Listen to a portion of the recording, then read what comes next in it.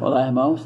Vamos fazer mais uma meditação na Palavra de Deus a respeito de um acontecimento que ocorreu no tempo de Jesus, em que os apóstolos teriam que passar por uma cidade chamada Samaria, né?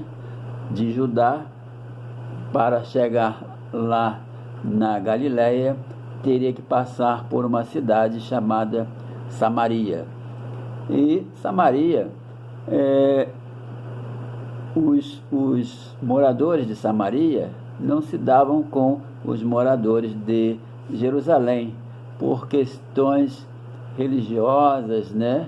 Questões sociais, porque houve na história de Israel uma divisão do país, né? Um país que começou com a monarquia, né? Com a teocracia, né? Inicialmente era Deus que governava esse povo. Esse povo era de propriedade de Deus, mas depois eles queriam um rei conforme as outras nações. Então eles tiveram um rei, né? O rei que mereciam, né? Que foi, o primeiro rei foi Saul. Depois de Saul veio Davi, depois de Davi veio seu filho Salomão. Então, e de Salomão houve também problemas políticos, né? De rebelião, e aconteceu então a divisão do país Israel, né? Houve lá um conflito entre o filho de Salomão, chamado Roboão, que houve ali uma verdadeira guerra civil, né? Uma guerra entre o próprio povo, né? E o comandante do reinado de Salomão também acabou entrando em guerra contra as forças do rei Salomão, né? E houve então aí uma divisão do país, né? Ficou então o reino do norte e o reino do sul, né? O reino do norte com 10 tribos, né? E o reino do sul apenas com 2, né? Judá e Benjamim. Então, no reino do norte ficou lá então esse comandante chamado Jeroboão I, né? E no reino do sul o filho de Salomão, Roboão. Então essas questões religiosas, né, sempre ocorreram, né, no decorrer da história, porque o reino do norte, principalmente, era um povo mais idólatra, e o reino do sul, um povo mais dedicado ao templo, né, a Deus. E houve também guerras, e nessas guerras, né, que houve, o povo do norte, o reino do norte, foi totalmente destruído no ano de 722, né, cuja capital era Samaria. Samaria foi totalmente destruída, e o reino do norte então foi totalmente destruído, né? E no ano de 86 a.C., chegou a vez do reino do sul também ser destruído derrotado pela Babilônia, né? O reino do norte ficou um povo sem aquela unidade da religião. Eles adoravam outros deuses, né? Tornou-se um povo totalmente idólatra. Tinha lá seus ídolos, seus postes ídolos, né? Nos montes. Então eles adoravam nos montes imagens, né?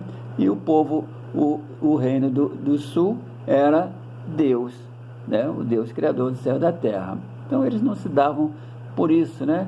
Além de também eles não manterem os mandamentos, né? A lei de Moisés, e eles casavam com outras pessoas, ou seja, não mantinham a pureza da raça, né? O judeu só casa com o judeu, né? Então, e lá no Reino do Norte não tinha nada disso, houve essa miscigenação, então por isso que eles não se davam. Então isso já, no tempo de Jesus ainda continuava isso, né? Eles não se davam, né? Às vezes eles nem passavam por Samaria, davam a volta, né?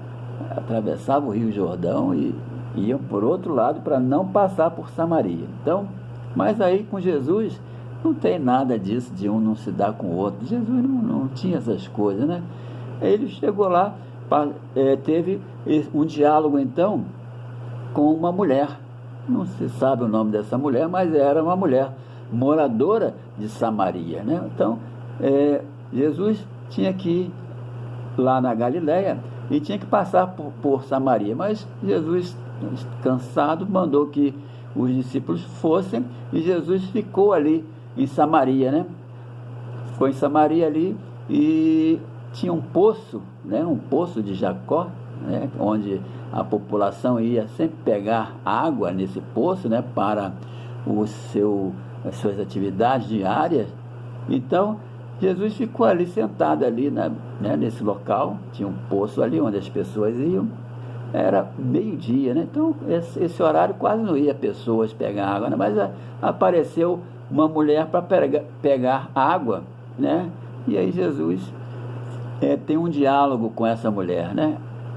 Veja só que apenas com um diálogo, apenas com um contato só com Jesus Cristo, essa mulher se converteu e ainda evangelizou, né? Levou o nome de Jesus Cristo para a sua cidade, Samaria, e muitas pessoas se converteram. Veja só o que é o poder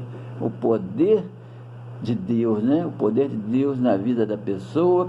Você que se converteu, né? Você certamente já levou o nome de Jesus para outras pessoas e outras pessoas foram tocadas somente pela falar de Jesus, né? Então vamos fazer uma leitura que está no Evangelho de João, no capítulo 4, que vai falar desse diálogo de Jesus com essa mulher, né? A Bíblia chama de mulher samaritana, mas ela não tem nem nome, né? Mas veja só, não precisa de nome, né? Para falar de Jesus Cristo, para evangelizar. Basta apenas abrir a boca e falar. João capítulo 4, versículo de 1 a 15. Vou fazer a leitura e depois vamos fazer um breve comentário. Diz assim, Evangelho de João capítulo 4, versículo 1. Quando, pois, o Senhor veio a saber que os fariseus tinham ouvido dizer que ele, Jesus, fazia e batizava mais discípulos que João, se bem que Jesus mesmo não batizava, e sim os seus discípulos, deixou a Judéia, retirando-se outra vez para a Galileia. E era necessário atravessar a província de Samaria. Chegando, pois, a uma cidade samaritana chamada Sicar, perto das terras que Jacó dera a seu filho José. Estava ali a fonte de Jacó. Cansado da viagem, assentou-se Jesus junto à fonte, por volta da hora sexta, ou seja, meio-dia. Nisto veio uma mulher samaritana tirar água. Disse-lhe Jesus: dá-me de beber. Pois seus discípulos tinham ido à cidade para comprar alimentos. Então lhe disse a mulher samaritana: como, sendo tu judeu, pedes de beber a mim, que sou mulher samaritana? Porque, entre parênteses, porque os judeus não se dão com os samaritanos. Então ela faz essa pergunta, né? Por que ela não conhecia que era Jesus, né? Viu aquele homem ali, mas ela percebeu que era um judeu, né? E ela faz essa pergunta: por que você, sendo judeu, me pede de beber? Porque os judeus não se dão com os samaritanos e você me pede água. né? Versículo 10. Replicou-lhe Jesus: se conheceras o dom de Deus, e quem é que te pede, dá-me de beber, tu lhe pedirás, e ele te daria água viva. Respondeu-lhe ela: Senhor, tu não tens com que atirar, e o poço é fundo. Onde, pois, tens a água viva? És tu, porventura, maior do que Jacó, o nosso pai, que nos deu o poço, do qual ele mesmo bebeu, e bem assim seus filhos e seu gado? Afirmou-lhe Jesus: quem beber desta água tornará a ter sede. Jesus falou: quem beber dessa água do poço aí, tornará a ter sede. Aquele, porém, que beber a água que eu lhe der, nunca mais terá sede. Pelo contrário, a água que eu lhe der será nele uma fonte a jogar para a vida eterna. Disse-lhe a mulher: Senhor, dá-me desta água para que eu não mais tenha sede, nem precise vir aqui buscá-la. Ela parece que não tinha entendido nada, né? Ela achou que era uma água comum, que se ela bebesse dessa água comum, ela não ia ter mais sede, né? Então ela queria que Jesus desse essa água, né? É igual o Nicodemo, né? Aquele mestre que perguntou: como é que eu posso nascer de novo? Eu vou ter que entrar novamente na barriga da minha mãe para nascer de novo? Então também não estava entendendo nada do que Jesus estava para falar, né? Mas quando Jesus começa a falar da vida dela, né? Diz que ela tinha 5 maridos, né? E ainda mais estava vivendo com outro que nem era marido dela. Então a mulher nunca viu Jesus, nunca tinha visto aquele homem, né? E Jesus também nunca tinha visto a mulher, mas conhecia tudo da mulher, né? Ou seja, veja só a onisciência de Deus, né? Ele conhece todas as coisas a nosso respeito, né? Então ela ali, nesse diálogo, começa a falar também sobre outros aspectos religiosos, né? Ela dizia que o povo samaritano orava nos montes, né? E ela, sabendo que Jesus era judeu, ela perguntou, né? E vocês oram em Jerusalém, né? Qual o melhor lugar? Qual o verdadeiro lugar que se deve adorar, então? Aqui no monte ou em Jerusalém? E aí Jesus fala que os verdadeiros adoradores adorarão em espírito e em verdade. Deus é espírito, né? E nós temos que adorar em espírito e em verdade. Não importa o lugar, não precisa ir em monte nenhum, em lugar nenhum estranho, né? Você pode adorar a Deus até mesmo no seu quarto, né? Quando você quiser orar, entra no teu quarto, fecha a porta, que é para ninguém te atrapalhar, e você ali em secreto, você estará em comunhão com Deus, tá? Então, Jesus fala, não é no monte e nem muito menos em Jerusalém, né? Ele estava falando a respeito de um futuro, e o futuro é hoje, né? É os nossos tempos, que nós adoramos a Deus em espírito e em verdade, né? E esta mulher, então, ela falava, eu sei que o Messias, né? Quando ela vê que ela reconheceu que Jesus Cristo era o profeta, né? Para conhecer da vida dela, ela reconheceu ali Jesus como um profeta, né? E aí ela falava, eu sei que o Messias havia de vir, né? E que ia me falar todas essas coisas, né? E aí Jesus então se revela a essa mulher, né? Fala, eu sou o Messias, né? Veja só que encontro maravilhoso de Cristo com essa mulher, né? Ele se revelando a ela, eu sou o Messias. E essa mulher fica então maravilhada e vai anunciar a Cristo, né? Na sua cidade, e ela fala para as pessoas da cidade que havia conhecido Cristo, o Messias, e as pessoas então foram ter com Jesus e testificaram que Jesus era o Messias, não só pelo que a mulher havia ensinado, mas também porque eles mesmos comprovaram que Jesus é o Salvador do mundo. Então, veja só, numa casualidade, num encontro, meio-dia, não tinha ninguém, aparece uma mulher, né, para pegar água, e nesse diálogo, quantas pessoas foram salvas ali, né?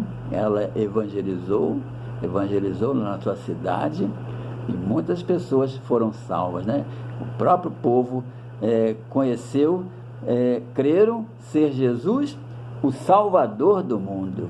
Então veja só que muitas pessoas ainda vão conhecer Jesus por nosso intermédio, Jesus Cristo como o Salvador do mundo. Amém? Vamos louvar a Deus. Chuvas de graça.